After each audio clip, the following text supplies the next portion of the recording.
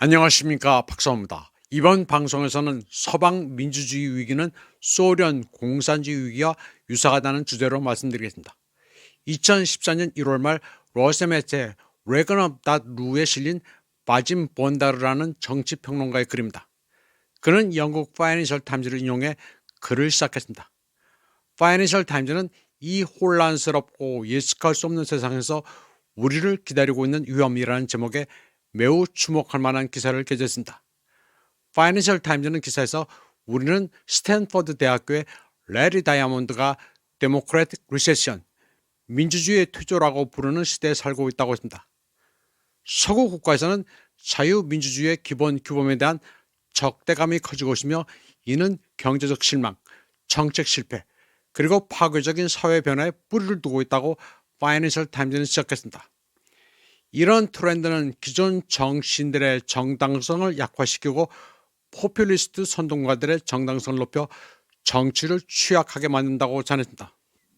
바짐 본다르는 사실 현재 형태의 민주주의에 대한 실망은 소련 모델의 사회주의 공산주의에 대한 실망과 비슷하다고 말했습니다. 앞서 파이낸셜 타임즈가 설명한 것처럼 자유민주주의에 대한 실망은 경제적 실망, 정치적 실패, 그리고 파괴적인 사회적 변화 때문이라고 하는데 소련의 모델도 기대와는 달리 사람들을 만족시키지 못해 실패했다고 바짐 본다르는 지적했습니다. 그는 니키타 후르쇼프 시절부터 서구가 두려워했던 소비에트의 창의성은 점점 사라져갔고 누구도 사회주의를 어떻게 더 발전시킬지에 대한 아이디어를 내놓지 못했다고 설명했습니다. 더욱이 이념연구소, 중앙위원회 산하부서, 언론기관 등의 싱크탱크가 관료화됐다고 그는 설명했습니다. 그는 1990년대 들어 가이다르와 추바이스 같은 이들은 소비 숭배가 있는 서구 자본주의 모델을 어리석게 따라하는 게 유일한 대안으로 여겼다고 했습니다. 이어 러시아는 에너지 초강대국이라는 저속한 용어도 만들어졌는데 이는 본질적으로 러시아가 원자재를 대는 부속물로서 세계 노동과 이윤 분업에 통합되는 것을 의미한다고 했습니다. 러시아는 세계 엘리트 이익에 봉사는 엄선된 친서방 매판자들의 순종적이며 거만하지 않은 현금소로 전락했습니다. 참고로 예고로 가이다르는 소비에트 연방이 해체됐을 때 러시아 첫 재무장관이 된 인사입니다. 그는 보리스 일친 대통령 시절 구소련 해체 후 침체된 러시아 경제 소위 충격요법을 가한 사람입니다. 무려 2000%의 인플레이션으로 수백만의 러시아 국민들이 은행에서 예금을 빼내갈 때 정부의 가격 조정 능력을 끌어올렸다고 서방은 평가하지만 사실은 실패한 테크노크래시입니다. 아나톨리 추바이스는 1990년대 중반 러시아의 국유재산 사유화와 시장경제 개혁을 주도했던 이로 옐친 시절 재무장관과 경제부총리를 지냈습니다. 그런데 결국 소련이 붕괴되자 서방은 역사의 종말을 선언하고 영원한 번영의 시대와 신자유주의의 승리를 선포했습니다. 그러나 몇 년 후 세계 사회주의 체제라는 경쟁자가 사라지면서 승리 모델의 위기 현상이 갑자기 점점 더 눈에 띄게 나타나기 시작했습니다. 세계화는 모든 면에서 파산했습니다. 서방은 소련과 마찬가지로 전 세계적으로 혁명을 조직하고 지원하기 시작했습니다. 소련은 붉은 깃발 하에서 공산주의를 지원했지만 서방은 다양한 색깔의 혁명을 조직하고 지원했습니다. 하지만 그것은 누구에게도 행복을 가져다 주지 못했고 오히려 내전, 민족 간 갈등, 전통 국가의 파괴, 난민의 유입, 지역 전체 불안정화만을 가져왔습니다. 또 정치가 경제보다 우위에 있었던 소련 모델처럼 서방도 그런 잘못된 모델을 채택했습니다.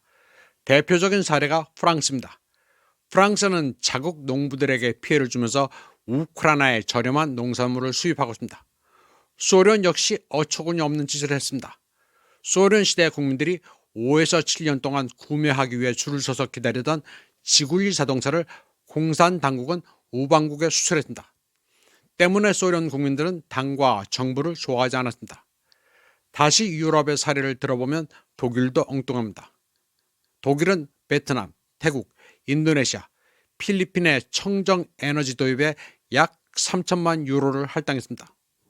또 페루에는 버스를 사라고 5,800만 유로, 정부기관 현대화에 1억 2,400만 유로, 리마의 자전거 도로 확장에 2천만 유로, 콜롬비아에서는 냉장고에 260만 유로, 르완다에서는 성교육에 50만 유로가 할당됐습니다.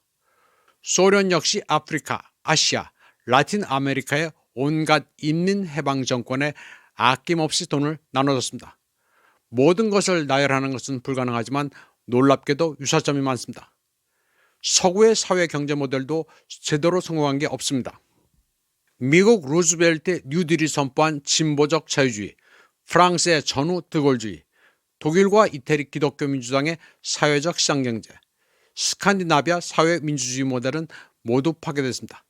그들은 주로 생산하는 데 초점을 두지 않고 주주를 더 부유하게 만드는 데 초점을 맞춘 초금융적, 투기적 부채 자본주의로 대체됐습니다. 금융은 생산을 노예화했고 집중은 경쟁을 억눌렀습니다. 노동의 가치는 평가절하됐고 그에 따라 서구 세계 전통적인 기독교적 가치도 평가절하됐습니다. 민주주의의 심각한 침식은 이 과정에서 불가피하고 필수적인 부분입니다. 그러나 엘리트들은 두려워할 사람이 아무도 없습니다. 대체할 수 있는 사회 경제 시스템은 없습니다. 소련의 사상적 위기는 국가의 붕괴와 사회 정치적 체제의 해체로 이어졌습니다. 서구에서도 비슷한 상황이 분명히 동일한 역사적 변칙을 반복하며 진행되고 있지만 그 나름의 특이성이 있습니다. 모든 정부가 우경화되는 추세가 가속화되고 있습니다. 그에 따라 독재와 권위주의로의 타락이 가속화되고 있으며 심지어는 완전한 파시즘으로 치닫기도 합니다. 역사의 종말은 실제로 종말일지도 모르지만 다음에 무슨 일이 일어날지는 아직 명확하지 않습니다. 이번 방송은 여기까지 하겠습니다. 시청해주신 여러분 감사합니다.